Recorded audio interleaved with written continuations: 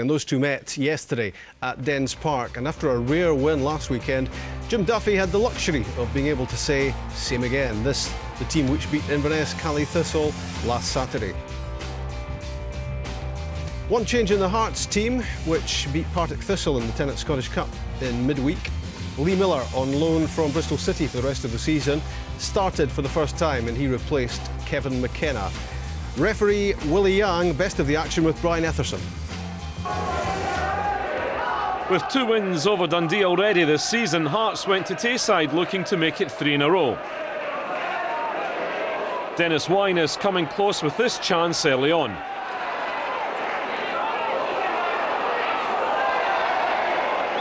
Wyness did well to get beyond Lee Wilkie, but just couldn't keep his shot down. With a 2-year extension to his current deal in his back pocket, Lee Wilkie pushed forward to help set up Fabian Caballero.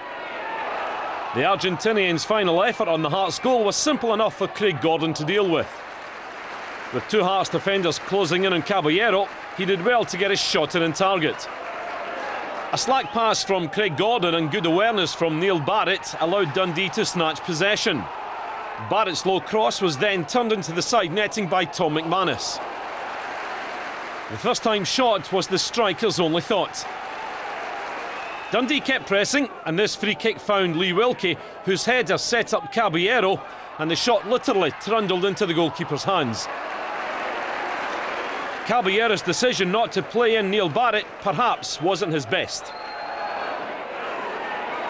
With chances very few and far between, John Sutton started this move that almost paid dividend. A slick 1-2 between Barrett and Caballero split Hearts wide open, and this little flick from the striker didn't fool Hearts skipper Stephen Presley or Craig Gordon. Sutton almost finished off what he started. 8 minutes into the second half and Dundee got the goal they really deserved. Tom McManus's cross was blocked by Andy Webster.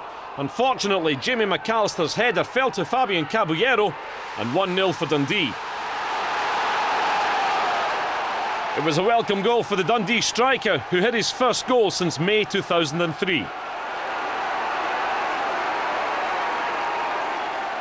A 1-0 lead is fragile at the best of times, and Jim Duffy's side knew a second was required to try and put the game beyond the visitors.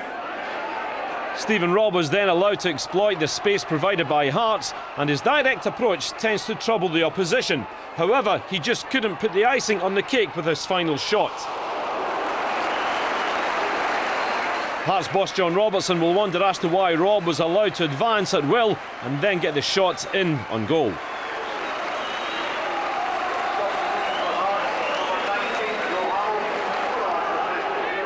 Hearts hit back in the counter. Paul Hartley found Joe Hamill with the long-range pass. Jamie McAllister was then set up by Hamill to provide a deep cross, which Lee Miller knocked down for Joe Hamill to equalise from close range.